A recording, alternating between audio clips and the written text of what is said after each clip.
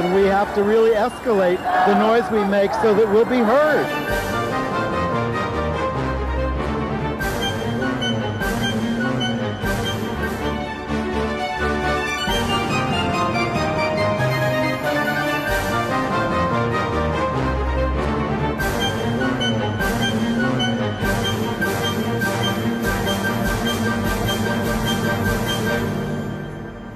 Welcome to Gay USA. I'm Andy Hum. I'm Ann Northrup. And in the spirit of nonpartisanship, let's talk about our monster of a president. As he always does when he's in trouble, Trump drops a bomb announcing a ban on transgender service members. Of course, we're recording this on Wednesday afternoon, and by the time you see it, he may have done 6 other things or rescinded this or whatever. But at this moment in time, he has ruled out trans service members. Meanwhile, his newest pet, Anthony Scaramucci, the Mooch, the new communications director, once called himself a gay rights activist. No more.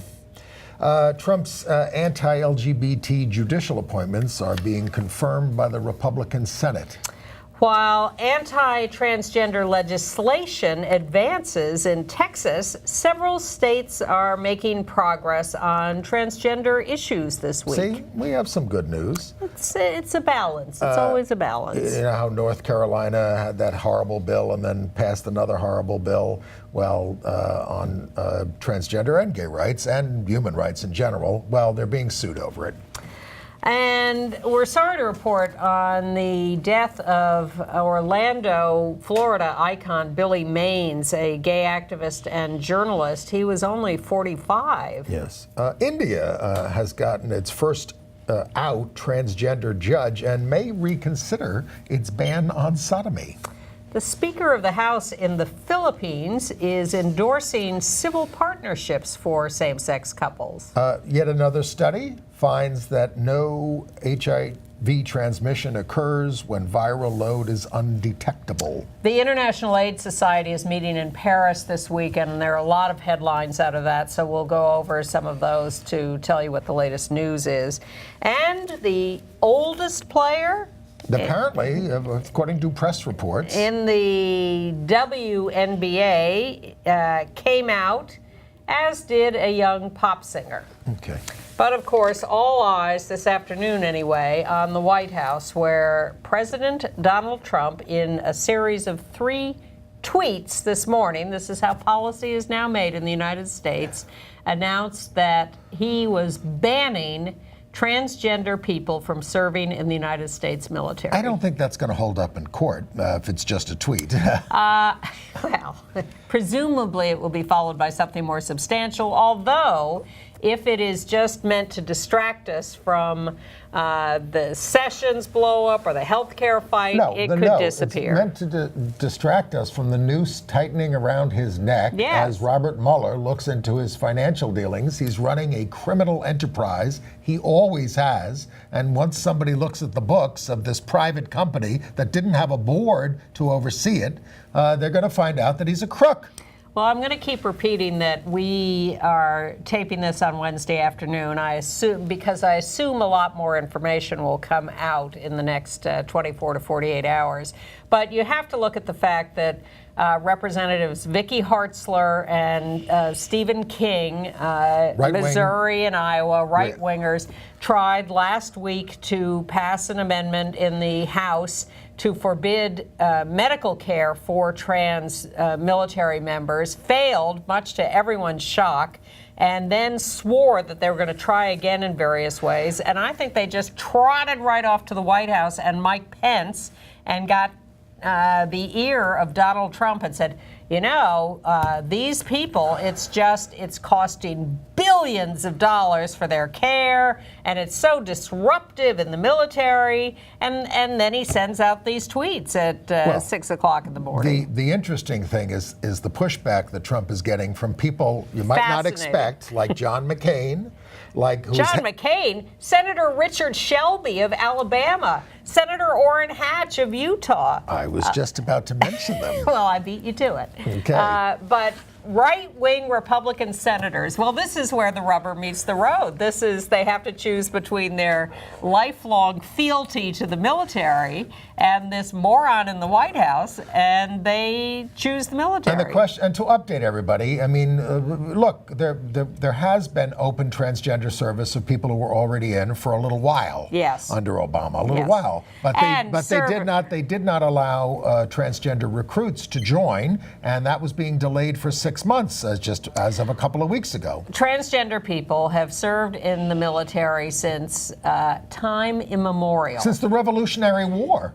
And in the last few years, there has been a debate about open service, and there have been various studies done. The Williams Institute says there are 15,000 trans people serving in the military.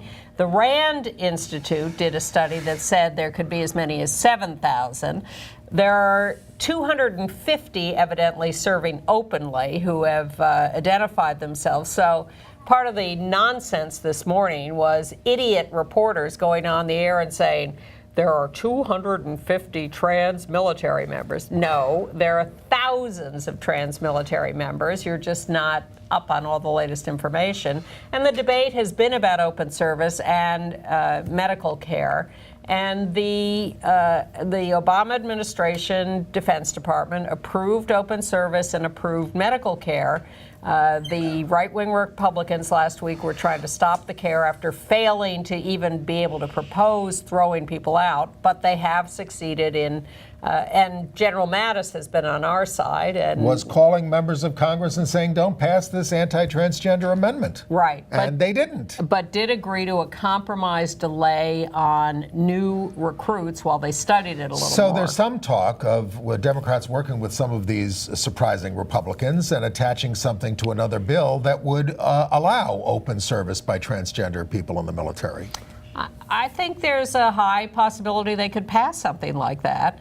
But what I think is, what I'm supposing, and this is where you get to check our speculative powers, I am supposing that Trump will actually back down on some of this. No. I may be Pollyanna for thinking that, but the blowback is so universal. As I often have to write on Facebook when describing things that he has done, there is no bottom. I mean, look at the thing with the Boy Scouts this week. I mean, it was apocalyptically. Yeah. This was our Hitler with Hitler Youth. I mean, the worst thing about him giving that horrible political speech in front of the Boy Scouts was that most of the Boy Scouts were cheering. Yes. And that was chilling to look at that. Yes. As anybody who remembers the Third Reich. And you know how Trump seethes about things, and he was very unhappy about Chelsea Manning being pardoned, or what exactly was what Obama did? Commuted. Sentence commuted. The fact that she was getting out of prison, he was very unhappy about that. Even though this was the longest-serving whistleblower in history. Exactly. In prison. And you know, really didn't hurt anybody and revealed a lot of important stuff. But I think that plays into this.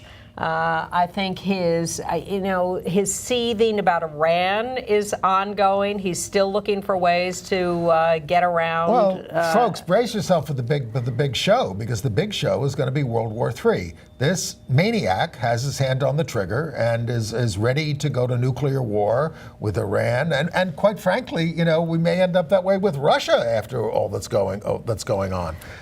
In terms of the conflicts there. So the conflicts in the Middle East, the conflicts in North Korea, everywhere, there's no bottom. None.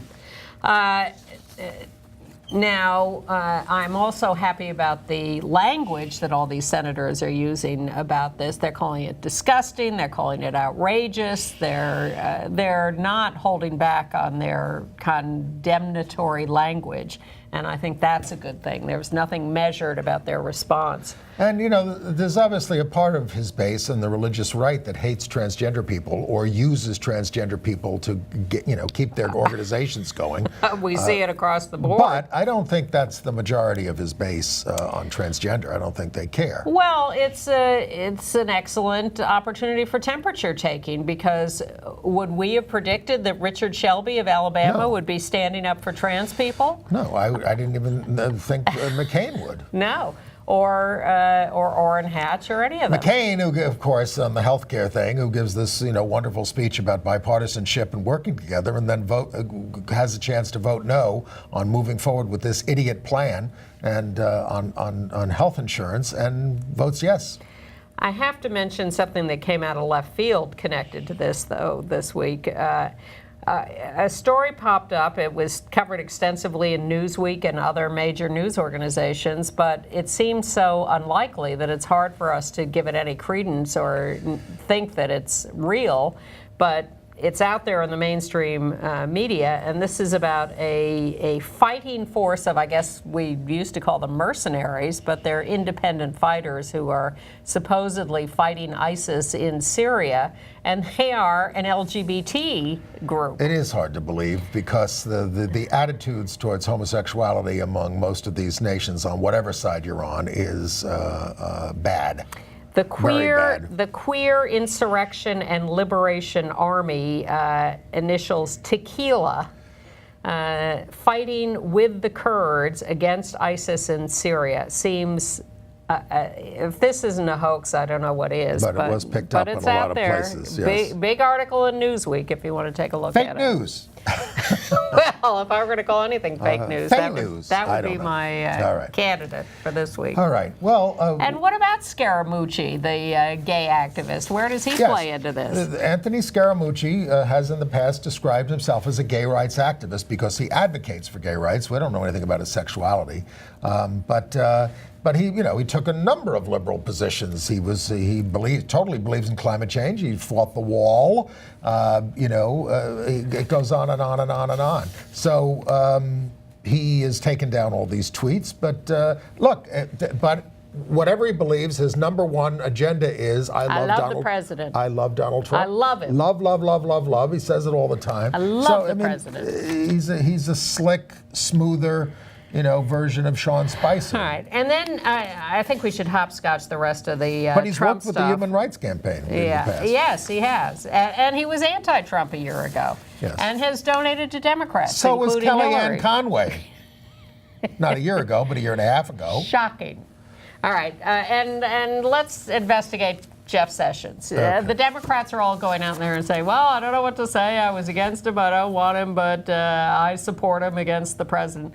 I don't want him, period. Here's what he's doing this week. Oh, God. The Department of Justice is submitting a brief to the Second Circuit Federal Court. That's us. Yes, it's in New York. Here in New York. In a case called, hold on, I have it here, Zarda versus Altitude Express. This is a late skydiver who, before his death, was fired by his employer for being gay. In 2010. This is an old case. Yeah, so the estate went to court, lost. It's all about, they want to invoke Title VII, which is against sex discrimination in federal law. Yeah, and they want to say Civil Rights Act. And they want to say that this applies to sexual orientation discrimination. Right. Now, the Second Circuit, because of a precedent here, said no. Other circuits have been saying yes. This is all working its way up to the Supreme Court. Right. And now we're going to get a taste of where the Trump administration stands on this. The Second Circuit is going to hear the case again in its larger panel, en banc. And so the Justice Department, which had no need to weigh in on this, they're not involved in the case, but gratuitously they are submitting a brief against us. They are telling the Second Circuit they should not be interpreting laws against sex discrimination as including sexual orientation or gender identity, even though that's not even in this case. And we had to listen to reporters from the New York Times like Maggie Haberman saying, Trump is, unusually progressive on gay issues. Front page stories. For a Republican. All this nonsense. Mike Signorelli, to his credit, has been after her repeatedly. And you see her on television all the time, and she gives some good analysis and things like that on some other issues. But she was wrong on this, and we tried to tell her, and she never, wrote a story about how bad he is. I'm going to go after another New York Times reporter a little later, but let's finish the Trump stuff. And in the legal arena still, they have the Senate has confirmed the horrendously anti-gay John Bush to a seat on the Sixth Circuit Court. By a vote of 51 to 47. 51 Republicans to 47 Democrats. Right. That John McCain wasn't there for that, I guess. On the other hand, just to keep us guessing, Richard Grenell, out gay employee of the Bush administration, is going to be nominated as ambassador to Germany. Some people think he's just messing with Angela Merkel. And Grenell is not a liberal. No, he's totally pro-Trump. He's totally conservative. He's 50 years old. He was an early supporter of Trump in the presidential campaign, so he's being rewarded with a job. If he can get past the Family Research Council. We told you last week that... What are they going to do in the hearings on that? Look, they can overlook stuff if it's a Trump supporter. There was a reporter for the Toronto Star, Daniel Dale, who said Grenell is the first presidential employee he has ever had to block for incessant trolling. So Grenell's not a good guy. No. He's just homosexual. And we told you last week that Attorney General Sessions had spoken to the Alliance Defending Freedom and promised them that soon he would be issuing the guidelines on religious liberty policies for the federal departments. Well, the ACLU has now filed a Freedom of Information request to find out what the plans are for this religious liberty guidelines. And the Trump administration continues with its total anti-science juggernaut by appointing this Sam Clovis, who has no background in hard sciences or any policy experience with food or agriculture, to be the Department of Agriculture's Undersecretary for Research, Education, and Economics, the top science position. No experience. This is draining the swamp. You know, Scott Pruitt continues to get rid of all environmental regulations. Zinke at Interior Parks are being turned over to oil exploration. Coal mining.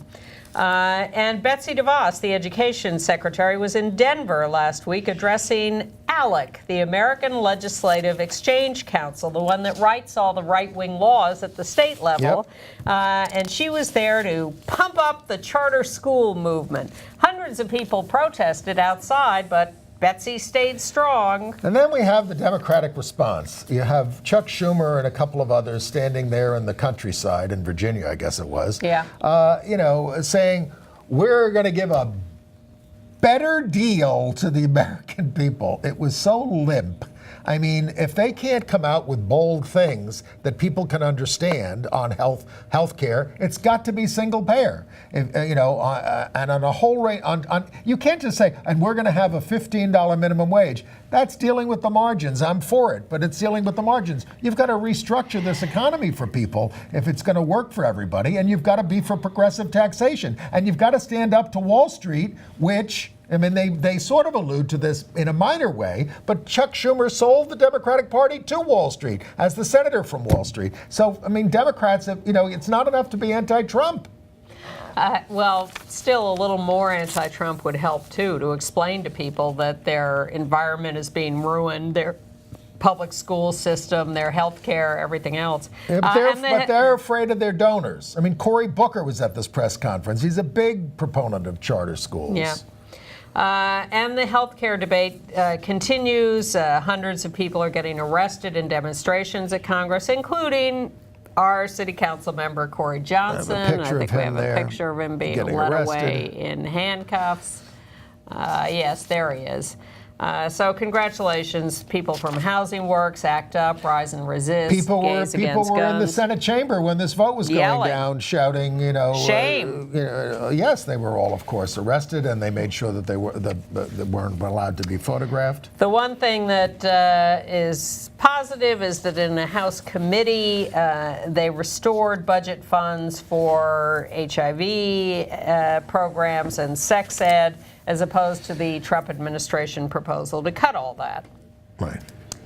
I think I'm done with them. Shall we go to the states? Yes, let's go to Texas, because that's so much fun. All right. So you knew that, as we've told you, The Texas legislature was called into special session, basically at the behest of the horribly anti-gay Lieutenant Governor Dan Patrick, to consider these anti-transgender bills, anti-transgender, anti-gay bills. Because the governor, Abbott, is scared of Patrick running against him for governor, so he went along with calling the special session to do the really, really bad bills. And as expected, both houses are controlled by Republicans, but the Senate, as expected, voted 21-10 to pass this horrible bill. And the question is whether the Speaker of the House, Joe Strauss, a moderate Republican, more business-oriented, will stop this in his chamber. And businesses, corporations have been showing up to vehemently oppose these bills.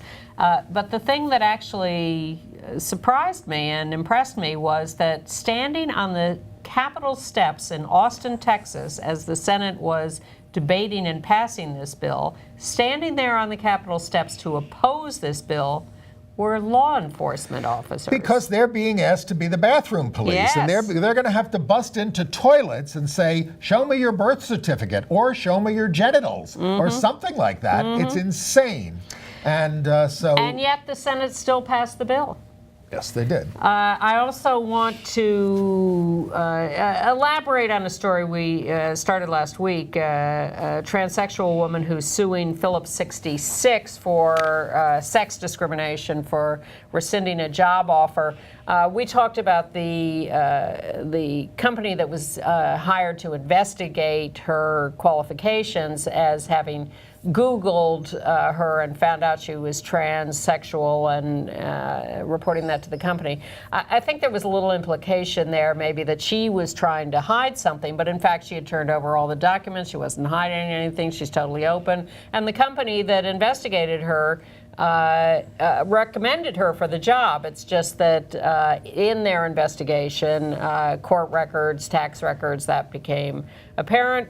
Record she had handed over, so I just don't want to leave any implication that she was trying to do anything wrong. And as we told you at the top of the show, North Carolina's current anti-LGBT law is being challenged by Lambda Legal Defense in a new suit. Now, this is the one that Governor Roy Cooper, the Democrat, elected basically on a platform of getting rid of all this stuff, signed. So I think they've sort of amended, the ACLU and Lambda have sort of amended their suit. They had an ongoing suit against HB2, the original anti-trans law, and then when the state repealed that law and replaced it with this bad one, they have now incorporated that new law into the suit they had against HB2. Right. Now, you know how Tennessee passed this law which said, a man means a man, and a woman means a woman, and whatever it says, and that's the law.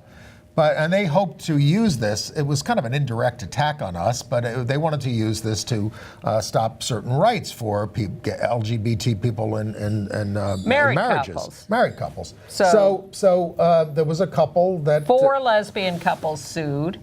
And their suit was dismissed because they said, look, the law is the law. You're married. These are your kids, everything. There's no problem. So you haven't suffered any harm. But we're taking this as a victory. Definitely taking it as a victory because the decision, even though it dismissed the suit, said you are entitled to equal treatment under the law. This new law that was passed has not harmed you. It's just nonsense. So we're throwing out your suit because you are being treated equally. If the state manages to not treat them equally, they'll go back to court. And it was interesting following up on using Title VII and all these other kinds of things to cover us. In Michigan, LGBT groups are asking the Michigan Civil Rights Commission to clarify that since the state has a prohibition on sex discrimination, that covers people who are under sexual orientation and gender identity. So they're trying to get a ruling out of them because they're not going to get a bill out of the legislature. Well, good news from Michigan. The Corrections Department has agreed to provide medical care for transgender inmates. in the corrections system. Yeah, there were a couple of things like this. The Minnesota Department of Education has an advisory council that voted to approve something called Safe and Supportive Schools for Transgender and Gender Nonconforming Students. So, as a But toolkit the biggest shocker, New Jersey. Well, Governor Chris Christie signed 2 bills that are pro-trans. One requires the state to give guidance to public schools about policies regarding transgender students, including using the restroom aligned with their gender identity. And the second prohibits state-licensed hospitals, health providers, etc., from refusing service to an individual because they're transgender. Chris Christie, with a 15% approval rating, he did it. And Delaware, the governor there, John Carney, issued a directive for the Education Department to draft anti-discrimination policies to protect LGBTQ students in the state's school, public and charter schools. So while all this is happening nationally that is horrible, there are great pockets of decent people who are trying to do the right thing and doing the right thing. In Rhode Island, the governor signed a no conversion therapy for minors bill. And in Alabama, at Samford University, which is a Christian school, the school has turned down a $3 million donation from the Alabama Baptist Convention because the convention demanded that the school reject the LGBT group on campus. Well, it's not even an LGBT group. It's just a group that says, can't we talk about this issue? We have to be able to talk about this issue. It's just a discussion group about the issue, and that was too much for the Southern Baptist Convention. But the school stood up to them. They did. In Allentown. Because their students aren't going to put up with this anymore. Right, You know, exactly. They're saying, come on. Exactly. Well, that is what makes... We don't hate gay people. Well, this may be what kills... Maybe Boy Scouts do, but we don't.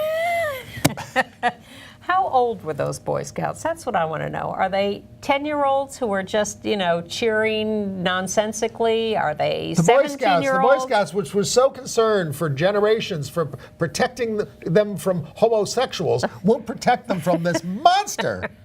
This pussy-grabbing monster. Exactly. I was thinking that, but I wasn't going to say it. Well, it has to be said. Okay. All right. In Arkansas, the right wing has not given up. They are submitting signatures for a public vote on an anti-trans bathroom bill. And we can't pass anything good in Pennsylvania statewide, although they have a good governor who's done some executive orders. But Allentown, Pennsylvania did vote to protect youth from conversion therapy unanimously.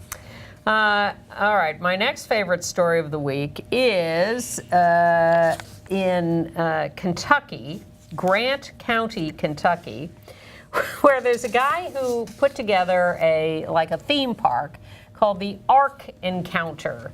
This is Noah's Ark, and he thought he was going to make a lot of money in this, and he wasn't getting very far. So his new thing is he's lit it up at night with rainbow lights. Take back the rainbow is his theme. The rainbow is from the Bible, and it's God's, what is it? God's creation. Taking back symbol, God's creation. No, I thought it was like God's symbol. I'm not going to do this to you again. Well, yeah, something like that. So gay people are saying, hip, hip, hooray. He's made this religious symbol into a gay thing. And he said, no. And they said, the hell with you. We're taking it. It's our symbol. And by the way, we're quite interested that you're celebrating God's massacre of the entire population of the world. That's a very interesting development. But meanwhile... had to be done. Yeah. Because people had strayed. But meanwhile, this guy, because he wasn't making any money off this, is turning the Ark over to a religious organization. And the county's very upset because they're no longer going to be able to collect taxes on this event, and it's going to. What do you mean they subsidized it? Well, whatever, but now it's going to be tax exempt, and it's going to screw with their school system. Well. And it's a mess. There's going to be some more money coming out of the Kentucky coffers because in the Kim Davis case, you remember her, she wouldn't do same-sex marriages. It went through courts. Clerk, yeah. The U.S. District Judge David Bunning, who handled this case from the beginning, ordered the state to pay $223 $3,000 in fees to the attorneys for the same-sex couples that she gave all the trouble to. The other side is appealing that, but there it goes. Yep. Also in Kentucky, the Republican Party county chair was arrested for indecent exposure after an incident in a public bathroom. Now, he's in a department store. This is a right-wing Republican. He was doing the under the stall thing with the rubbing the foot and all this kind of stuff. But the reason I'm bringing this story is up because he's the Republican county chair for Letcher County. Had to say that. That's a bit much. Well, I'm sorry to see that the out-lesbian police chief of Minneapolis has been forced to resign, Janae Harteau, there in the middle, because of the horrible things, the incidents with the Minneapolis police. They killed Philandro Castile. They killed the... Well, that was a suburban police force, right? Were they I thought this was part of it. I could be wrong. Yeah. And then this Australian woman, and it's all just pilot. And there was another incident, and this woman is just... So they fired the coach. They did. So she's out. He is out. Worried about what's going on in Anchorage, where these fringe groups have submitted enough signatures, although it hasn't been certified, to get on the ballot an anti-transgender ballot measure for the fall. We will see about that. And we have another case of a bridal boutique in Pennsylvania. It's the same one, the second time. Well... The WW Bridal Boutique in Bloomsburg, Pennsylvania. Oh, wait, do you have... Yes, did you say? It. Okay. That's it. A lesbian couple comes in, wants to look at wedding dresses, bridal gowns, and they get told by the clerk, oh, I'm sorry, we're a Christian establishment. We're not going to serve you. Yep. We don't believe in that. Our faith doesn't let and so, look, their only recourse was to complain about this online and try to embarrass them. Because there's no non-discrimination But they're beyond law. Embarrassment, right? Yeah. There is no law that protects them. Well, unless you invoke Title VII. Also beyond embarrassment is Denise Grady, reporter for the New York Times, who wrote what I thought was a gratuitous piece a few days ago in the paper. They now run these columns by reporters, sort of behind-the-scenes meditation on a story. And for some reason, she's writing about the decision of the paper to publish the name of Sally Ride's surviving partner, female. Tam O'Shaughnessy. Tam O'Shaughnessy. And I don't know what occasioned this look back by her, because she doesn't really explain. But the column is all about how they debated whether to do it, and Sally was very private. And the end of her column says, it all seemed like just what Sally Ride would not have wanted. It was exactly what Sally Ride wanted. She and Tam discussed it before her death. They wrote the obituary notice specifically mentioning the surviving partner, so it would be mentioned. And the New York Times, God damn them, comes out now with this piece that just goes on and on about what a shame it is that they had to write the truth about Sally Ride. Well, it almost got written wrong, because when the reporter first looked at the release, they almost described O'Shaughnessy as Tom O'Shaughnessy. Yes, that's the way it was in the copy originally. And I wrote an angry reader comment saying, shame on you for dishonoring these people by writing this egregiously erroneous summary of the way this happened. Shockingly horrible. Okay. All right, so, I want to mourn the death in Orlando, Florida, of Billy Maines. He was a really stunningly smart and sharp columnist. You might recognize him because he was so visible after the Orlando shootings and the Pulse massacre just last year. But he was involved as a journalist, as an activist. And he even ran for mayor of Orlando during a special election in 2005. And he wrote a whole series of columns documenting his fight with his late partner's family over the guy's estate. They came in and took everything because this was before any kind of certification of relationships and things. The cause of death was apparently pneumonia and organ failure. He did have a partner when he died, But it's a tremendous 45 years old. Tremendous loss to the Orlando community. And I want to compliment the Human Rights Campaign, which last week convened a meeting with representatives of 50 historically black colleges and universities to discuss issues of LGBT and race issues and what's going on these campuses. And the presidents of the colleges came out of the meeting saying how moved they were by the conversation and how important they thought it was and how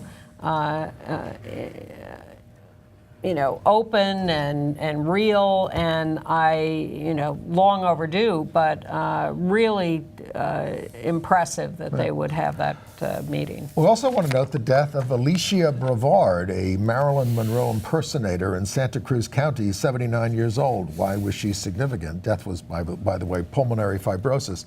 She was the first gender transition surgery in America in 1962 in Los Angeles, in America. Now, of course, people used to go overseas, used to go to Denmark, things like that.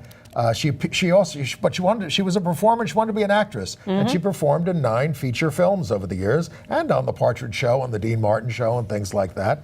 And she was among the first of female impersonators to take hormones and change her gender, according to this professor. All right. Well, let's segue into international news by then also noting the life and death of Olive Yang in Myanmar, formerly Burma, 90 years old. She was famously she was a wild woman. She was a royal turned warlord. She was sympathetic to the Chinese nationalists, so she got a lot of money in her drug running operation from the CIA. But here's the thing: she was forced into a marriage. She just practically threw things at her husband on the first night and left him, although she did have a child by him. And she wanted nothing. She took women lovers openly. She did. She led armies of men. And dressed as a man. Dressed as a man, led armies, led the opium trade in Burma, brokered ceasefires with rebel groups. Now, the thing is, the story that I read said, look, we're not sure because in terms of how they use pronouns over there, it's different. But she preferred to be called Uncle Olive. That was her preferred name. I want to be called Uncle Olive. And she spent a lot of time in prison over there because she dated her brother's girlfriends, actresses, singers, and she ended up as a nun. Olive Yang, Uncle Olive. What a story. I hadn't heard it before. That could be a hell of a movie. That would be a movie. All right. In other news. Well, a lot of stuff going on in India. Yes. The Supreme Court there has indicated it might take another look back at its judgment that it's okay to ban sodomy. So that could be and in India, a trans woman, 29 years old, has been appointed a judge in a mediation court. She has a background as a social worker and doing community work. And they're breaking ground on government housing for the trans community. On the other hand, now this is the Modi government. And people with HIV and single moms and people with mental and physical disabilities. This is the Modi government, and they are drafting a transgender bill. And some people in the who are more progressive are saying, well, it doesn't really cover a lot of other civil rights issues and marriage issues, divorce issues, and all these other kinds of things. So not perfect. I mean, the Modi government is conservative, but they're doing this. And speaking of that, look what's going on in the Philippines. I mean, you've got the Speaker of the House there introducing a bill to have civil partnerships over there. And to legalize divorce. They're a very Catholic country. It's the only country in the world that doesn't have divorce. Now, they only did it in Ireland a few years ago. It was late. But, they didn't have no-fault divorce in New York until a few years ago. Yeah. In Mexico, in the Michoacan state, I'm making up that pronunciation. They have decided to allow gender change on birth certificates by just filling out a form. You don't have to have proof of surgical intervention, therapies, diagnosis. You self-define. What a concept. The German president did sign this, the same-sex, the marriage equality bill. People will be able to marry there as of October, as early as October. Yeah, they have a few And then in parliamentary Australia, details. now that the government has been resisting voting on this in the parliament, now they say, well, let's just have a postal ballot. Let's just send everybody something and something in the mail. Let them do it that way. So we're fighting that. Because our friend Rodney Kroom, who's the leader there, says no way. Because here's the deal. Even though the Australian public in polling vastly supports same-sex marriage, we know that once the right wing starts their advertising campaigns and their voter suppression and their messing around, that we cannot count on the vote actually fulfilling those polls. So we want a parliamentary solution to this. In Nepal, they do not have legal same-sex marriage, but a man who is married to a woman fell in love with a third gender person, and this is okay with the current wife. The current wife approved the guy marrying Monica, and this is now being considered the first same-sex marriage in Nepal. The LGBTI leader, Sunil Babu Pant over there, who's been a member of parliament, says this is a beginning of a new era in Nepal.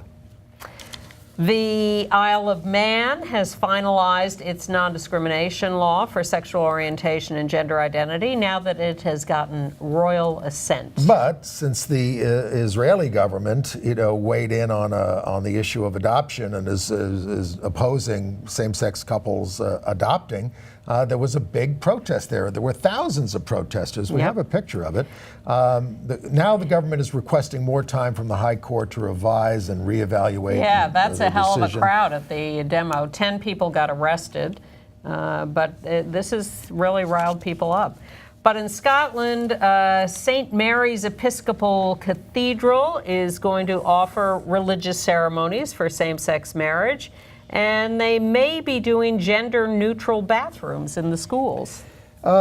Human Rights Watch has weighed in on surgery for intersex children and said this has got to stop, and that's a big step forward for them and for the cause of intersex youth who are just parents. Too much intervention, too much arrogance, too much determinism. And in Hong Kong, at the book fair, 9 LGBT-related books were removed after it got started, and this has caused a whole thing about censorship over there. They were labeled obscene, but there's no nudity, there's nothing that's obscene in them. This is just this is the ongoing fight in Hong Kong between the locals who are more progressive and the overbearing Chinese government. And the Prime Minister of Antigua and Barbuda, Gaston Brown, he was attacking somebody who was attacking his son on an issue and called him an anti-man.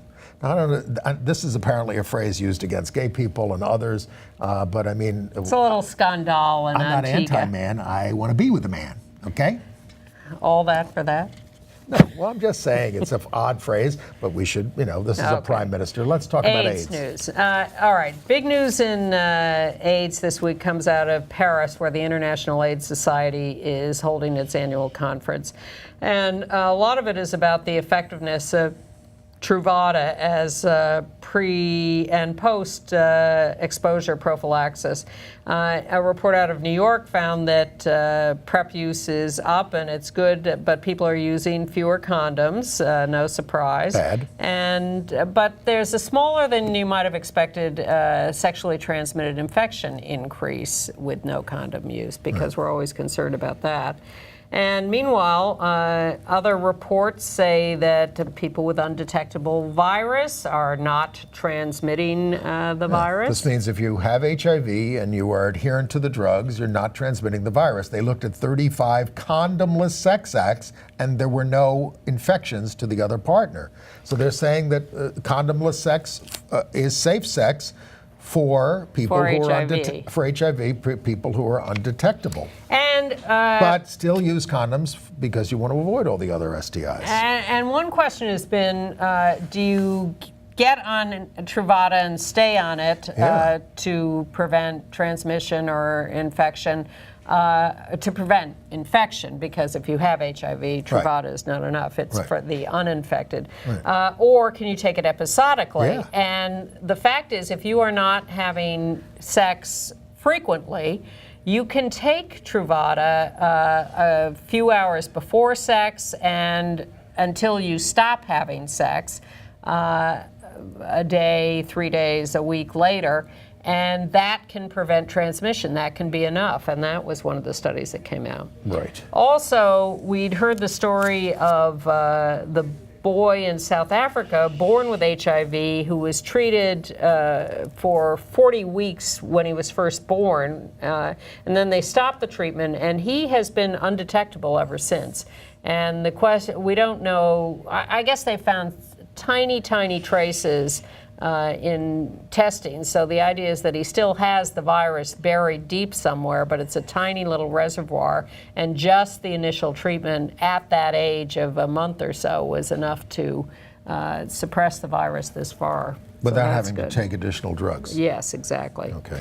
A report from UNAIDS talks about progress around the world, new infections decreasing, drugs are saving lives and preventing transmission. But there are threats from decreased funding, because if you don't keep treating people, then we're going to have a rebound in the epidemic. And everything coming from the White House is cut on everything. Yep. But in the Labor, Health and Human Services and Education Appropriations Bill, they restored Ryan White funding to the budget. So Congress is restoring most of these funds. Yes, although not increasing them enough. Meanwhile, where is there a problem? The Soviet Union, or Russia, I guess. The former Soviet Union, Russia, and the countries around it. New infections are up. There's not enough treatment. Not a good story. Half of the 36 million estimated people who are HIV positive worldwide are on treatment. But we need more. A half is not enough. The United Kingdom, the government there is going to allow gay men to donate blood within 3 months of same-sex activity. Again, that's a step forward. It's not the whole thing, but... No, but that's, I think it applies only to England and Scotland, and will start in early 2018. But 3 months is a lot better than a year or lifetime ban. And I want to take this moment to again recommend this coming Monday, July 31st on POV on PBS, this documentary, Memories of a Penitent Heart, made by Cecilia Alderando about her late uncle, Michael. And we have the trailer from the movie. It's her investigation into his life, because everything was kept pretty secret for a long time. Hi, is this Robert? How are you? I'm good. I mean, I'm a little shocked. I've often wondered how long it would take someone to reach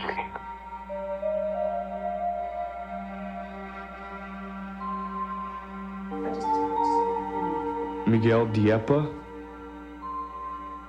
Michael and I had a relationship from 75 till 87. It's a long time. Homosexuals say AIDS victims are being discriminated against. Our proposals to find and segregate those exposed to AIDS. It was a family war. He had to argue with my mother all the time. She wanted to save his soul. She wanted him dead. She was happier that he was dead than he was alive. When he was dying, he had his arms spread out like he was crucified. How does it feel to die? How does it feel to have your life slipped away from you and your mother one thing, and your lover being there on the other side?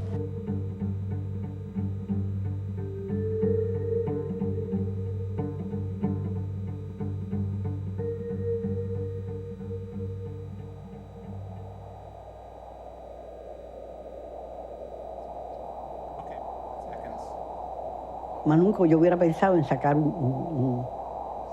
una cosita que pudiera mancillar la familia. Yo no lo haría.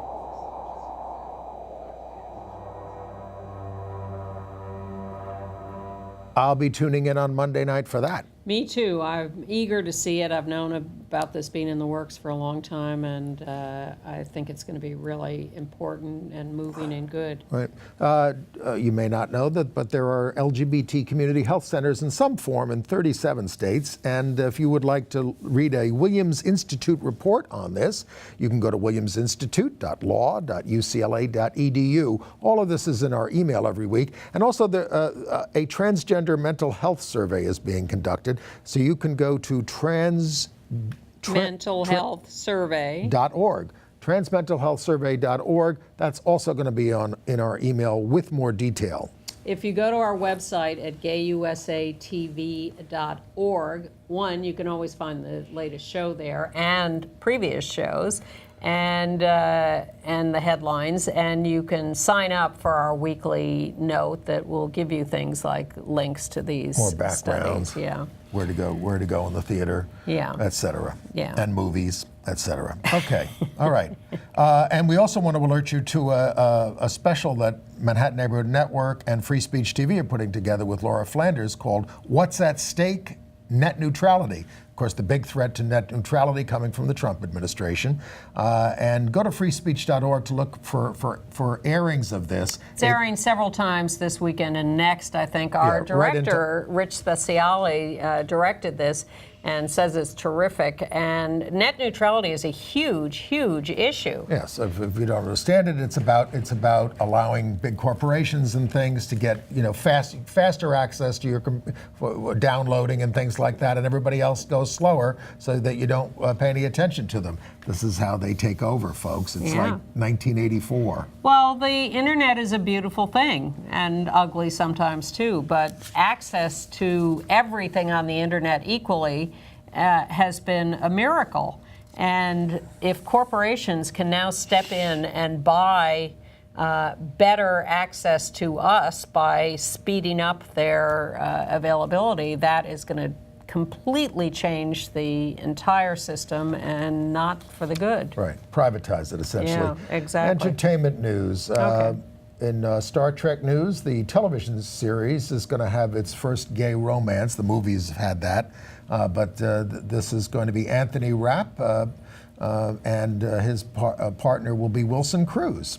This is on the new Star Trek Discovery starting in September on CBS All Access streaming. Anthony announced this at Comic-Con.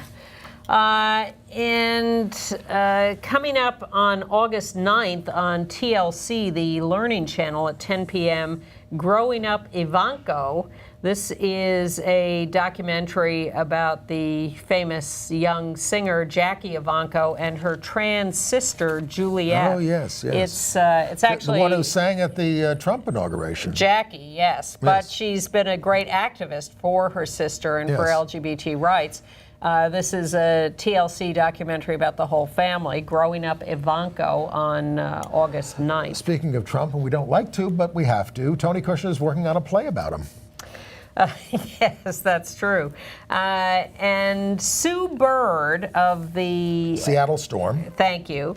And a former star at UConn, basketball star. That's Sue on the right there. Yes, has come out about having a girlfriend on the left there, Megan Rapinoe, a soccer star of the U.S. women's soccer team. Seattle Reign. Yeah, and Sue is the one who has been closeted and scared, but she finally talked about it and was shocked that she got a good reaction from everybody.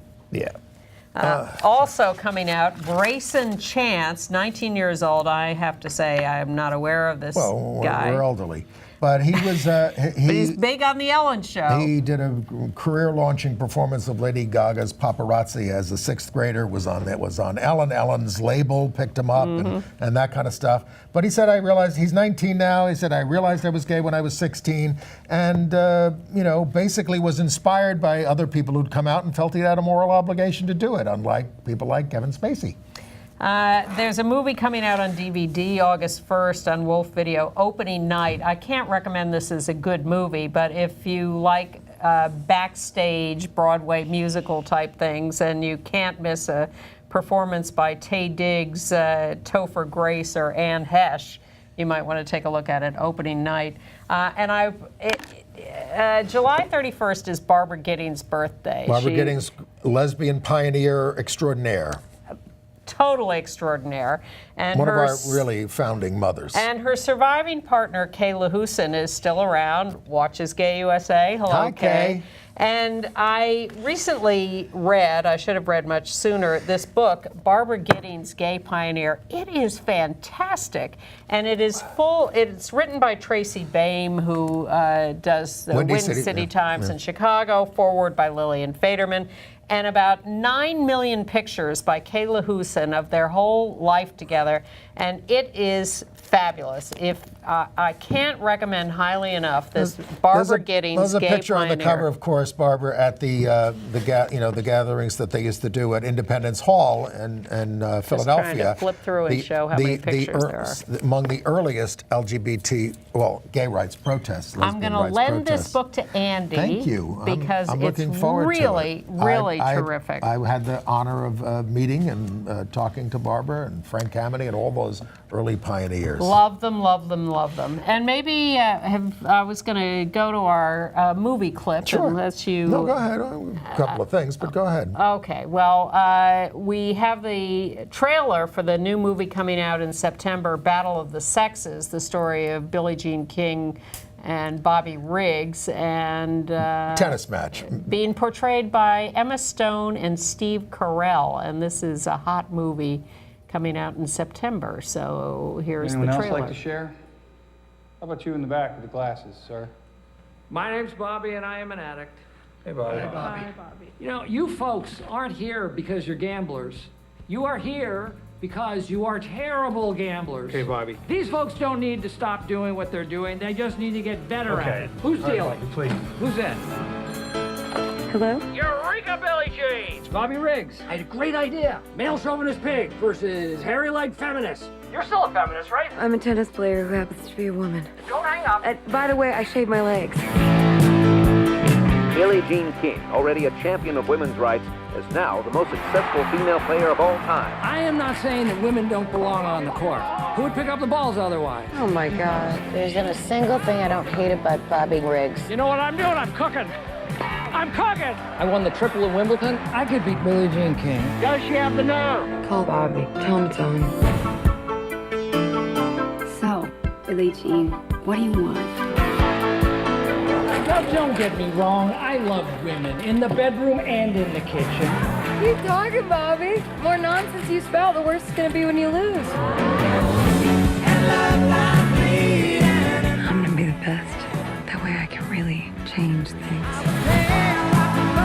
Ladies and gentlemen, I'm going to put the show back in chauvinism. Bobby's a clown. This whole thing's an act for him. Business, sports, you name it. At the very top, it's the man's world. It's when we want a little bit of what you've got. That's what you can't stand. 40 million people are watching. The battle you've all been waiting to see. No, I'm done talking. Let's play. The battle of the sexes. About this movie, some of the press, and people expressing astonishment that this happened. And I think I was around then. Billie Jean refused to do it at first, and he beat Margaret Court, the famous now anti-gay activist in Australia. Ryan Murphy, by the way, is developing a new series called Pose about LGBTQ ball culture. Although some people are complaining about a white guy taking this on and, whatever. And I saw a wonderful production of Arcadia, Tom Stoppard's play, at the Atlantic Theater 2. It's running through August 6th, if you can catch it. And we hope you catch us next week. Thank you for catching us this week, and we'll see you then. We hope the news is better. Oh, God.